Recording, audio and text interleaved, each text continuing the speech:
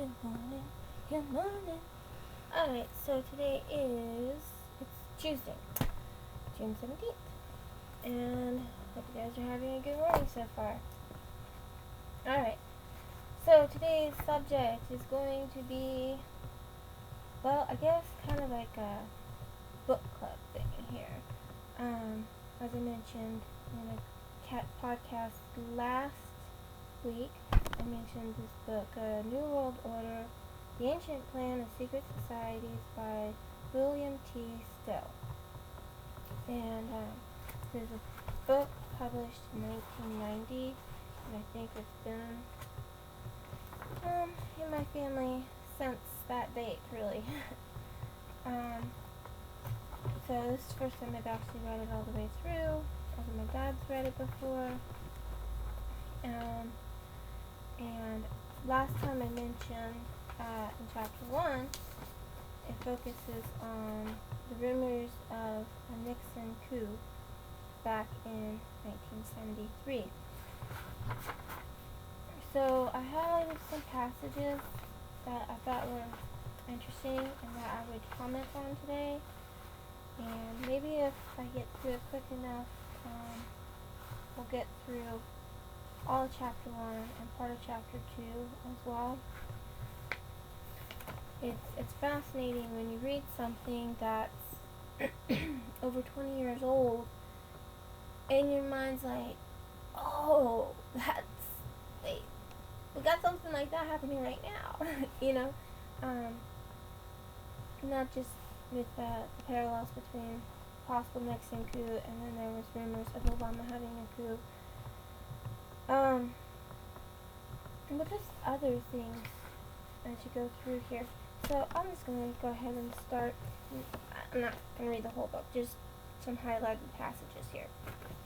But just to get a foundation here, I'm going to read this introductory passage. My curiosity about the secret societies began in the fall of 1973 as a young aspiring reporter living near Washington, D.C. I stumbled across a startling story of political intrigue. Since then, I've slowly pursued this sometimes contradictory story, only gradually coming to understand its significance over the years. This book is the fruit of more than a decade of research that led inexorably into their shadowy realm. On October 15th, 1973, I was given a memorandum by my father, Lieutenant Colonel William L. Still, a retired Air Force officer, one of the architects of the military's Defense Communications Network. On October 3rd, 1973, he was approached by an acquaintance, Joe Josephson, who claimed he had connections with the White House of President Richard M. Nixon. This acquaintance asked my father how he and his military friends would feel about a military takeover of the U.S. government. Alright, so I'm going to skip over to read the memorandum here. Memorandum for the record. Subject: rumor concerning planning for a military coup within the USA. Introduction. My name is William L. Still, Lieutenant Colonel, USAF, retired. I am not an alarmist and consider myself to be intelligent, objective, and an analyst of above-average capability. I am writing this statement only after careful consideration of its potential impact on both the country and myself. The following summary is a combination of fact, hearsay, and conjecture. I have limited the subject data to those areas which I believe will aid in evaluating the source of the rumor and make no comment on the rumor itself. I have not included the names of pertinent personnel or organizations for their own protection. However, I will cooperate fully with any responsible investigators. Gist of rumor, and in parentheses it says hearsay. A committee exists which is dedicated to the repeal of the 22nd Amendment to the Constitution. Its goal is to replace Mr. Nixon in the White House for a third term. Connected in some manner with this organization is a second committee which has a super-patriotic name, such as the Committee for the Preservation of Constitutional Processes. I do not remember the exact name, however, it was similar to this. It is to be used as a fallback cover in the event that the first committee cannot accomplish its goals by constitutional means. This second committee, despite its name, is dedicated to keeping Mr. Nixon in office by any means, including a military coup by high-ranking officers. I heard this rumor on October 3, 1973. The man from whom I heard this story stated that he had recently been sounded out on a writing job for the second committee, and that there was apparently unlimited money behind it, as price was no objective in salary discussions. He gave the above rumor as the strategy for the organization. We then entered into a discussion on the tactics which could be used to execute such a coup. During the course of the discussion, I was questioned as to the feasibility of the plan and asked whether I thought senior military men could be enlisted for such an effort. And that's the end of the quote from the memorandum. And I wanted to comment on this, the name of the committee. Super patriotic name, and yet it's supposed to do the exact opposite. Boy, howdy, do we see that. I mean, honestly, there are so many so-called conservative groups, and they try to use some kind of good, all-American, pro-Constitution type name, and it dupes a lot of people. And but what their actual objective is it's double speak. You say one thing and the meaning, what you actually do, is completely different. He lists quite a few events and dates and gives information on that, but I'm just going to read some like these taglines for these. So Watergate, June 1972. Committee to repeal the 22nd Amendment was summer of 1973. The Agnew Affair, September 1973, and Agnew was Nixon's first VP. I'll go ahead and read part of this. A mass-market paperback book entitled The Glass House Tapes was published by Louis Tackwood, who claimed that he was a member of a super-secret domestic intelligence unit of the Los Angeles Police Department, which was working on a plan to create chaotic domestic political situation in the U.S. that would give President Nixon the justification for declaring martial law. Tackwood claimed that he helped set up a secret operation which would allow anti-war demonstrators to break onto the floor of the 1972 Republican Convention, then scheduled to take place in San Diego, just as Vice President Agnew began to speak. Tackwood and his accomplices would then cause a riot on the convention floor, with the demonstrators battling police. During the resulting uproar, the Vice President would be shot on nationwide TV to gain maximum impact. This incident would be followed by a wave of nationwide bombings for which the revolutionary left would openly take credit. In response, President Nixon would then have the justification to declare a state of national emergency and essentially suspend constitutional rights. As wild as this tale may sound, Tackwood's assertions are more believable today given what happened to Agnew. He was certainly considered expendable by the White House. Although Nixon did not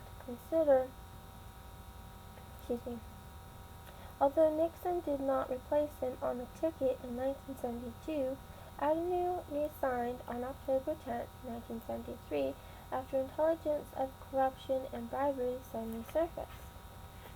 According to Senator Barry Goldwater's autobiography, Nixon never liked Agnew because his nomination had been forced upon him by the conservative wing of the Republican Party.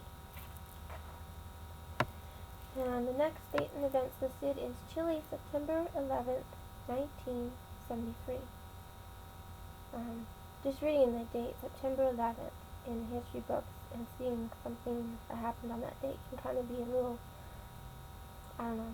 jarring, shocking maybe, I don't know. But the Marxist government of Salvador Allende was overthrown in Chile.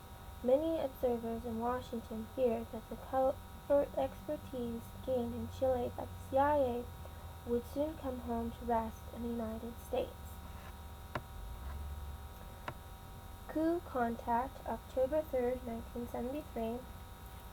Haig and the Saturday Night Massacre, October 20th, 1973. Gateway Special Prosecutor Archibald Cox was fired by President Nixon for continuing his Gatewater investigations. Attorney General Elliot Richardson and Deputy Attorney General Ruckelshaus were fired by Nixon for refusing to fire Cox. General Alexander Haig, Nixon's chief of staff at the time, testified before Congress at his confirmation hearings for Secretary of State on January 14, 1981, concerning these events.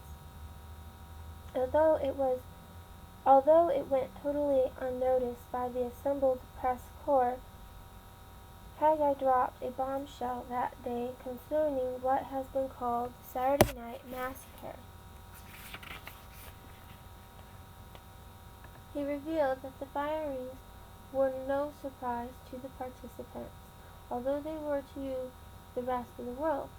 Haig claims that Attorney General Richardson knew his fate at least a day in advance and that the firings were designed to prevent far more drastic scenarios. Haig described Attorney General Richardson's bargain with the devil in agreeing to the plan. Now I must say, in fairness to him, that his agreement the day before to implement the plan, in fact he helped to construct it, was an alternative to something that was far more drastic. Haig then explained what he meant by far more drastic. He asserted that some people in Washington were flirting with solutions which would have been extra-constitutional. And I'm not going to finish reading this paragraph. We're going to move on to the next line here. Rowan breaks the story, October 26, 1973. Syndicated columnist Carl Rowan broke the story that President Nixon may well have been planning a military takeover of the government on October 26, 1973, in a column in the Washington Star entitled, "Has President Nixon Gone Crazy?" Rowan wrote. And I only read this part because I just watched the movie All the President's Men, starring Dustin Hoffman played the part of Carl Rowan. And in the movie, they said that it was the Washington Post, not the Washington Star. I haven't fact-checked to see which one is accurate. But, can't think of who the other star was that played the other news reporter. Anyway, I haven't fact-checked that movie. It was well acted, tension was good mystery, I suppose. And for its time, it probably did have a lot of shock value to it. And people were interested in the events and why this one paper was the only one actually covering the story. However, I was still very much left with the question of why Nixon was so worried about Kennedy that he was going to bug the Democratic office. I don't think that was actually addressed in the movie. Just campaign sabotage. That's too weak a motive to go through all that trouble. It seems ridiculous to me. Alright, so the next important date listed here is Nixon appeals to Joint Chief of Staff, December 22nd, 1973. I'm probably going to mispronounce his name here. Schillinger, Schleisinger, secures military chain of command August 27, 1974. On this date, the Washington Post, in a story entitled Military Coup Fears Denied, reported that Secretary of Defense James Schillinger had taken special measures to protect the military chain of command should any illegal orders come from President Nixon. Defense Secretary James Schillinger requested a tight watch in the military chain of command to ensure that no extraordinary orders went out from the White House during the period of uncertainty. Pentagon officials have said that Schillinger never feared that a coup would be successful even if attempted. Nevertheless, Defense Department officials said the word went out that no commanders of any forces should carry out orders which came from the White House or elsewhere outside the normal military channels. Department officials have confirmed that Schillinger and General George S. Brown, chairman of the Joint Chief of Staff, discussed among themselves how they should be aware of any illegal orders being issued to military units outside formal chain of command structure. The 82nd Airborne would protect Washington, July 1974. I have these slightly out of order here, because July would be before August. Secretary of Defense Schillinger investigated how quickly the Army's 82nd Airborne Division could be brought to Washington, D.C. from Fort Bragg, North Carolina, to counterbalance Marine contingents loyal to Nixon. Seymour Hersh, writing in the August 1983 edition of the Atlantic Monthly, stated, Schillinger began to investigate what forces could be assembled at his order as a counterweight to the Marines if Nixon, in a crisis, chose to subvert the Constitution.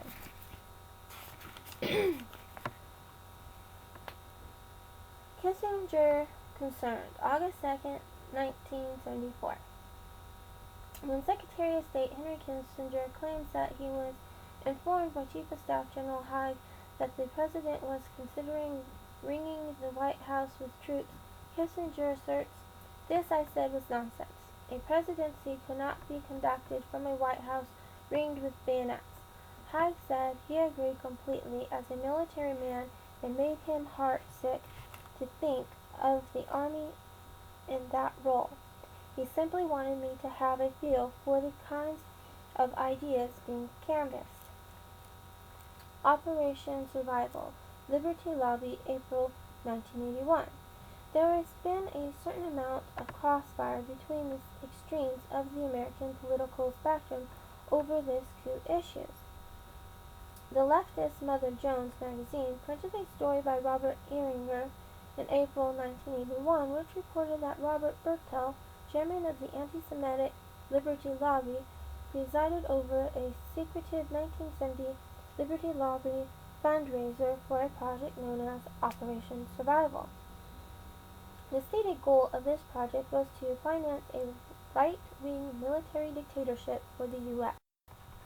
And it says, Senator Barry Goldwater, July 9th, 1981. On this date, Senator Barry Goldwater gave a television interview in which he mentioned he was aware of a coup planning in 1973 and 1974. Unfortunately, Goldwater has consistently refused to grant further interviews on the subject. Surprisingly, in his 1988 autobiography, Goldwater specifically denies coup planning existed. 7 days in October, September 29, 1987.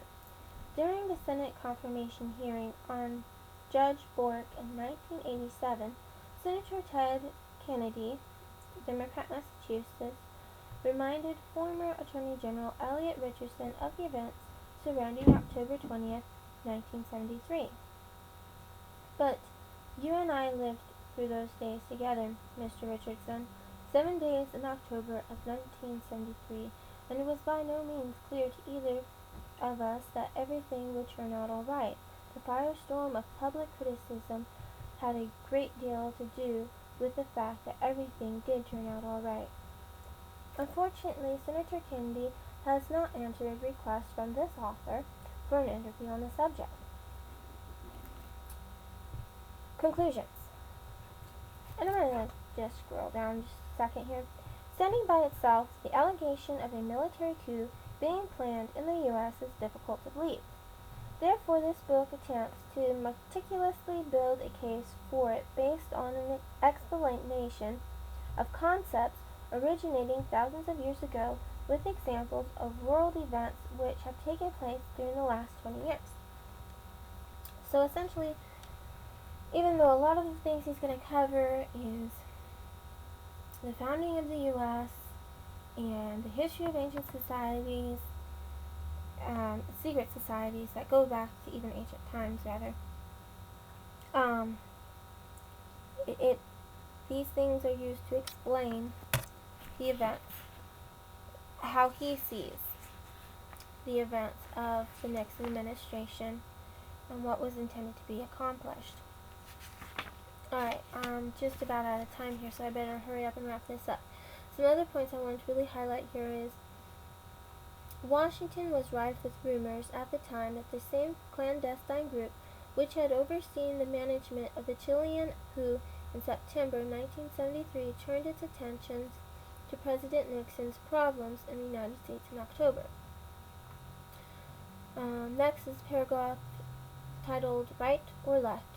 Until now, those few who were aware of coup plotting saw it as merely an obscure footnote in the overall struggle between the leftists in Congress and the rightist President Nixon over the Watergate scandal, and nothing more. But that just doesn't add up. There were too many unexplained contradictions. For example, President Nixon was not living up to the hardline right-wing image he had been given by the press, but never earned. At the policy level, he was stunning even liberals with his swings toward the left. How true is that of politicians today? They talk this big pro-American conservative rhetoric, but their actions are completely different. The media even pops them up. Oh, they're so conservative. And I don't mean just like Fox News props up the Republican Party candidates as being conservative, but even the very pro-Democrat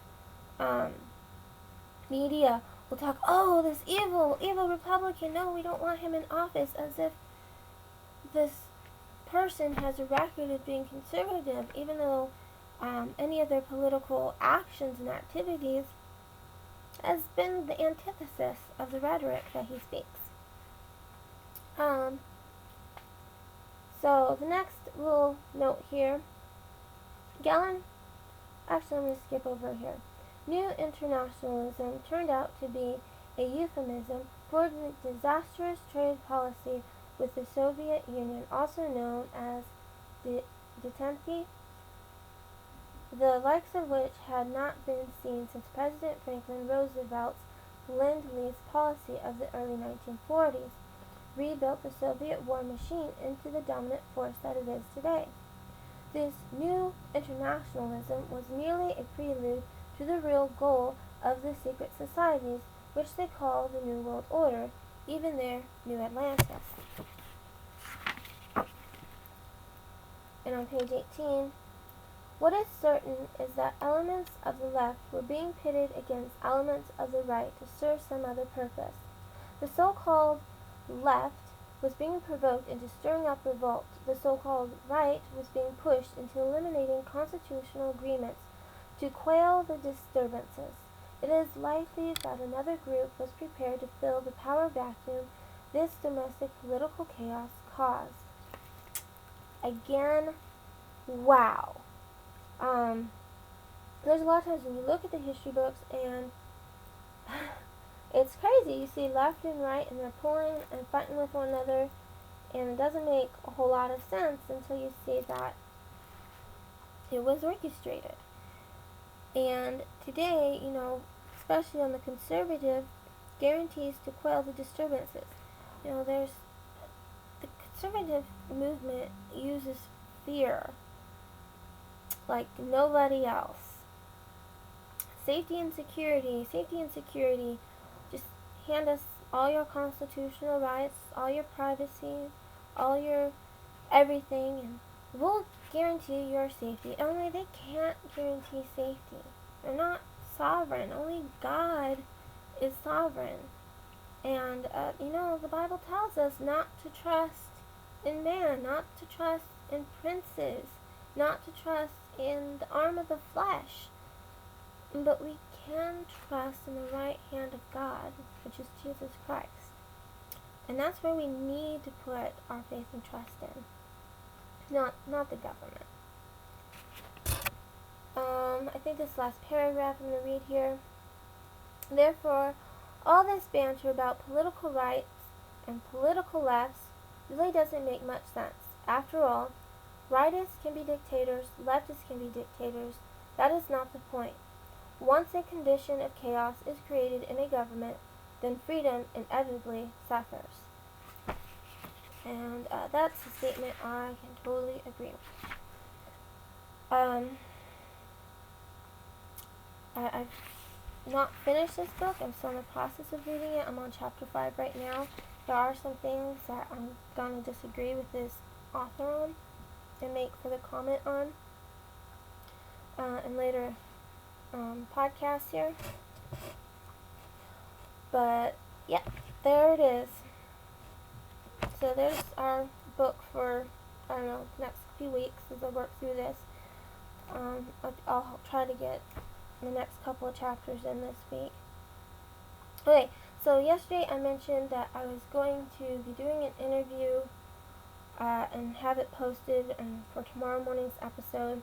However, it's had to be rescheduled, so Lord willing, it'll be Friday's episode that I get to talk to the reporter from El Salvador. And also, I got a reply back from the reporter from Honduras, and she said, I'd love to help you, but I want to research on this, so I get my fax numbers in order, so Lord willing, next week, we'll have her on the show. Proverbs chapter 17. Better is a dry morsel and a quietness therewith than an house full of sacrifices with strife. A wise servant shall have rule over a son that causes shame, and shall have part of the inheritance among the brethren. The finding pot is for silver, and the furnace for gold, but the Lord trieth the hearts. A wicked doer giveth heed to false lips, and a liar giveth ear to a naughty tongue. Whoso mocketh the poor reproacheth his Maker, and he that is glad at calamities shall not be unpunished. Children's children are the crown of old men, and the glory of children are their fathers. Excellent speech becometh not a fool, much less do lying lips a prince. A gift is as a precious stone in the eyes of him that hath it. Whithersoever it turneth, it prospereth. He that covereth a transgression seeketh love, but he that repeateth a matter separateth buried friends. A reproof entereth more into a wise man than 100 stripes into a fool. An evil man seeketh only rebellion, therefore a cruel messenger shall be sent against him. Let a bear rounded for ropes meet a man, rather than a fool in his folly. Whoso rewardeth evil for good, evil shall not depart from his house. The beginning of strife is as when one letteth out water, therefore leave off contention before it be meddled with. He that justifieth the wicked, and he that condemneth the just, even they both are abomination to the Lord. Wherefore is there a price in the hand of a fool to give wisdom, seeing he hath no heart to it? A friend loveth at all times, and a brother is born for adversity. A man void of understanding striketh hands, and becometh surety in the presence of his friend. He loveth transgression that loveth strife, And he that exalteth his gate seeketh destruction. He that hath a forward heart findeth no good, and he that hath a perverse tongue falleth into mischief. He that begetteth a fool doeth it to his sorrow, and the father of a fool hath no joy. A merry heart doth good like a medicine, but a broken spirit drieth the bones. A wicked man taketh a gift out of the bosom to pervert the ways of judgment. Wisdom is before him that hath understanding, but the eyes of a fool are in the ends of the earth. A foolish son is a gift to his father, and bitterness to her that bare him. Also to punish the just is not good, nor to strike princes for equity. He that hath knowledge spareth his words, and a man of understanding is an excellent spirit. Even a fool, when he holdeth his peace, is counted wise, and he that shutteth his lips is esteemed a man of understanding.